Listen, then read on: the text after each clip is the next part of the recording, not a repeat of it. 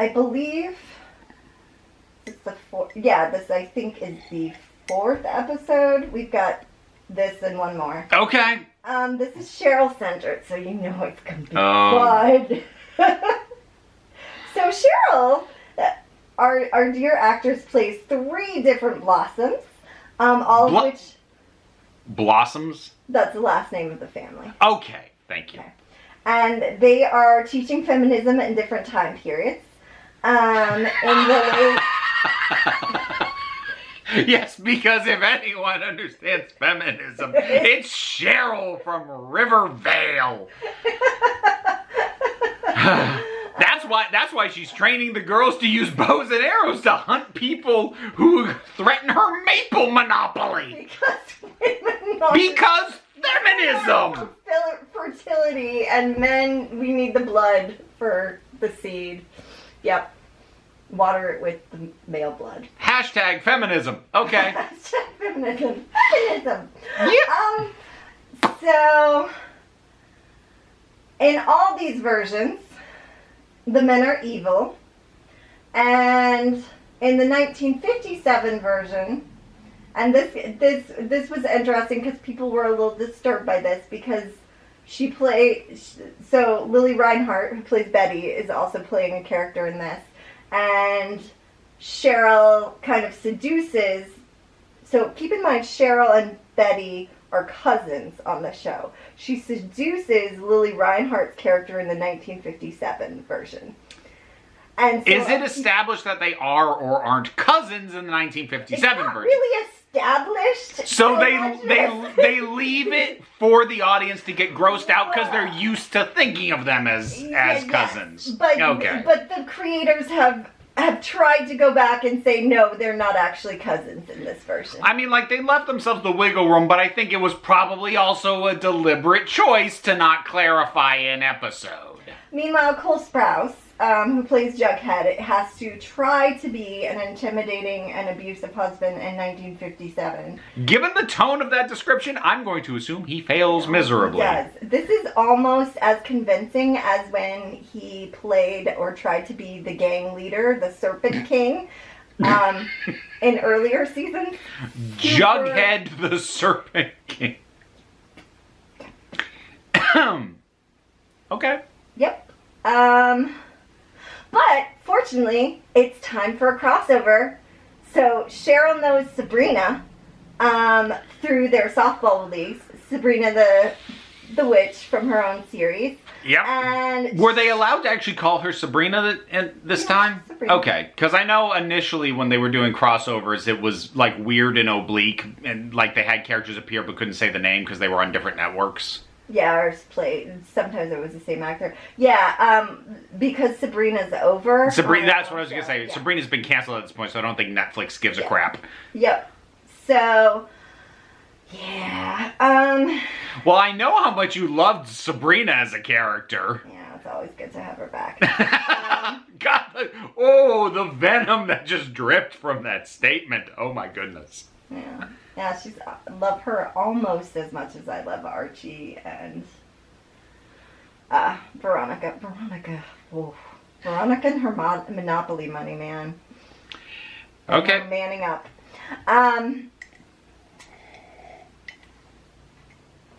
So she decides to bring Sabrina in, and Sabrina is going to help her swap souls, modern day Cheryl, I think, with her grandmother, Nana Rose. So that Cheryl's old soul, so Cheryl has the original soul we find out in this episode, and apparently has always had it, of her like great ancestor, Abigail Blossom from the 1800s. So she's gonna swap souls with her grandmother so that her old soul can die in her grandmother's body, the Abigail Blossom soul that Cheryl currently has, and then Nana Rose, her grandmother, will have a new body in Cheryl's body and get to be young again. Okay. Yep. Okay. Is the primary goal to end the, I'm assuming, reincarnation of this original soul, and like the my grandmother gets more life as a bonus, or like what's the actual main point?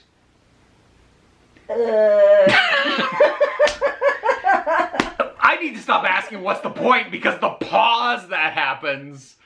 Well, I think it's that Abigail's soul has become weary and misses her lady love that was played and killed.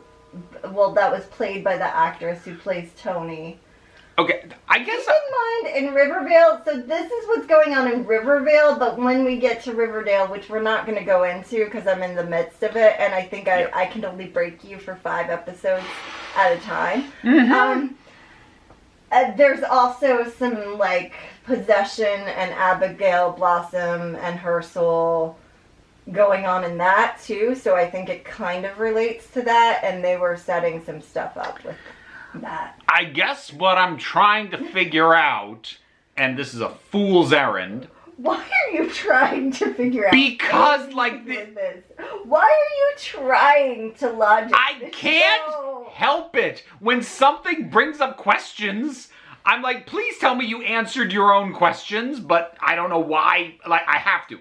So, what is... If Abigail's soul is getting cycled around and has been, why would dying in the grandmother's body stop it from cycling through again? As opposed to dying in the body she currently has. What about that swap breaks the reincarnation loop? I think it's because it is a swap done with the help of Sabrina, and they haven't done the soul swap before. I don't know. The show doesn't care and doesn't bring it up. Okay. All right. Okay, so moving on to the last episode in Rivervale. Jughead ends up identifying his own body at a morgue. He has a comic clutched in his hand. And The body does. The body does. The body does. Dare I ask what it's an issue of? It's basically an issue of Riverdale. There you go. Time to get mad at. And he realizes that he goes out to the town sign and realizes that it has 2 different sides and different names, Rivervale and Riverdale. And so basically alternate versions start bleeding in. And in one So case, wait, which version of Jughead was it who saw the body? I think it's the Rivervale version, potentially? I don't know. Okay, so wait then, does the body come from an unseen third version? Because I'm assuming Riverdale Jughead isn't dead. So whose freaking body is this? I probably should take notes on that, but I'm not sure even if I had that it would be clear. Okay. Okay. So one of the things they do, and I enjoy this, originally Reggie had been played in earlier seasons by a different actor. Okay. And so they bring him back in. And Reggie Prime, he's called. And so Veronica now has her current Reggie and Reggie Prime. And so she proposes a threesome with both of them. Okay, so... Eventually, they start fighting and squabbling over her, and she tells them she is more woman than both of them can handle. Of course. The big book of dialogue cliches, it's back. Uh-huh. And then, are you going to need more coffee? It's done. I'm like, just go. Okay. We're getting there. Veronica, yep, I've done that. Okay, the parallel universes, they find out, are going to bleed into each other and then implode. So they need to stop this. So this has become an end of the world by means of Crisis on Infinite Earth style thing. It's rough. Okay. These river people. Rivervale daily people. And there has to be at least a third one, because if in the Riverdale that we watch, Reggie Prime has been replaced by another actor, but there's already a Reggie in Riverdale, and they bring in the original actor, that means there has to be at least one more that they're not even dealing with, There has to be, because otherwise where the hell did he come from? Or are they saying that the show itself already jumped track to a parallel universe at the point at which they recast him? And this is like original? We've been following a second one for however many years. Okay. Anyways, the Reggies end up killing each other in a duel. Well, that simplifies that, I suppose. So she yells at them for being stupid. I'm sorry. Duel with what weapons? It might have been knives. I don't remember. I don't know why I needed to know that. I honestly don't remember. I didn't take notes on this. I watched this like a couple weeks ago. All this nonsense. So she comes home. She had grounded them and said, I'm going to the rehearsal dinner for Betty and Archie because Archie has come back in this episode. Wait, who grounded who? Veronica grounded the Reggies and said, you can't come to the dinner because you're fighting. And so in the meantime, while she went to the rehearsal dinner, they killed each other. I was going to say, did she ground them before or after? You're grounded for being dead, mister. I wouldn't put it. That's the thing! I have to ask because I would believe that the show would do that! So they're realizing, oh, there is some stuff going on. We need to, so they're starting to, they find the comics and they're like, we have to try to recreate the scene in the fifth season finale where we have these characters. With the bomb under the bed. Yes. And so Veronica and Jughead are like, Betty and Archie are busy getting married. We have to skip the wedding and make out because we have to recreate the scene with some of these main characters in order to separate these parallel universes. Wait, but it's the Rivervale people recreating the Riverdale scenes. That shouldn't break them apart. That should, if anything, force a merger. I'm logicking again. Sorry. My bad. Do that? My bad. So Archie has come back, and he is angry, and he's going around strangling everyone because. Wait, which Archie is this now? I think it's Rivervale Archie. So how is he alive? Because he realizes that people come back to life in this universe in Rivervale, and so by that logic, he's getting married and he wants his father to come back to life. And so he's waiting for his dead dad to come back to life and show up at his wedding. Real nice to Luke Perry, guys. Way to honor him. Anyways, let's see. Betty shoots and kills Archie. Yeah, sure, why not? Get a 2-for-1 on the Archie death. I don't know what has happened with Veronica at this point. She might be knocked out or she might be dead. But she decides, okay, I will recreate this scene and makes out with Jughead. And then they get interrupted by, I guess this is a third Jughead, or maybe the dead one. It would have to be a fourth one, unless it was the one in the morgue holding the comic, who's now back, because apparently they just come back if they decide, oh, I guess I'm still alive now. I don't know. What are they just now all hobgaddling and going, yeah, no, that's a mug's game. I'm not going to die. So we find out that their version of heaven, the sweet hereafter, is a 1950s version of Pop Shop with all the comics. So it's basically the original. Yes. And the Jughead that interrupts the makeout session tells them that imagination is the power source that will refuel, and that one of the Jugheads has to kind of shut himself away and keep writing the stories to keep Rivervale alive.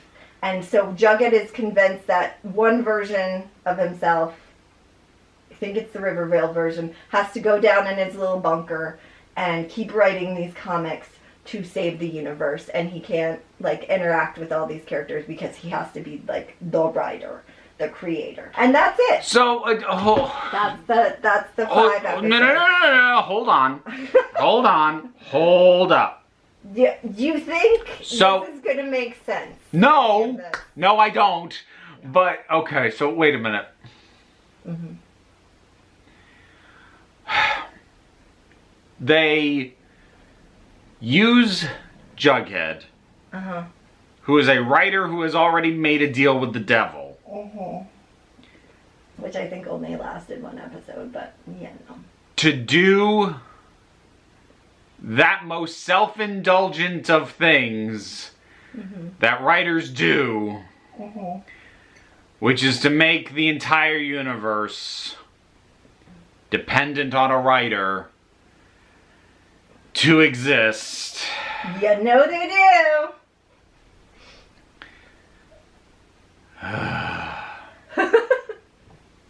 And that, my friends, is Riverdale in Rivervale in 5 episodes.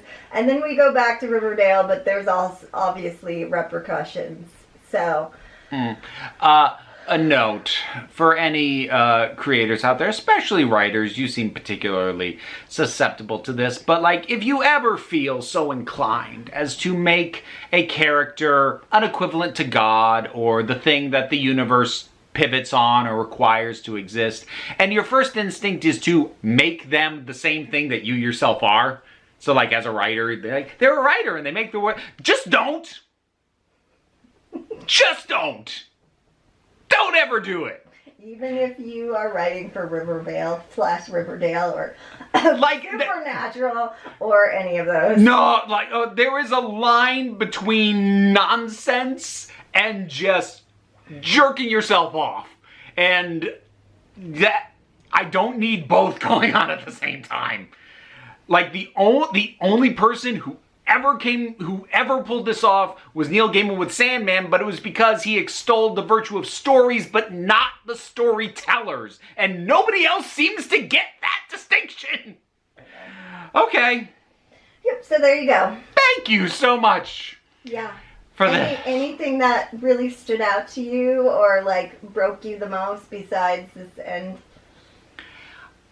I think the fact that it's very clear the show lost track of how many parallel universes must exist just based off what's going on is the most frustrating for me. I don't know how much of it they lost track or how I lost track. Okay. As a viewer, which is also not a great sign. No, because there's probably at least 3 universes going on, I'm guessing, kind of. There has to be at least minimum. But like the thing is, for me, like as a Doctor Who fan, I have to be able to deal with some nonsense. I just ask that you be internally consistent. I can roll with whatever the rules are as long as you stick to your own freaking rules. I don't think they even wrote theirs down. Why would they? No, that's what professionals do. Look, I'm sure that if I was on this writing staff, I'd be writing as much nonsense because that's just what they get paid to do. But like, I don't know who's going to be proud to put this on their CV. I mean, at least they're getting paid with Monopoly money. Getting paid in Veronica bucks. All right, we'll wrap it off there. Oh, wow. Yep.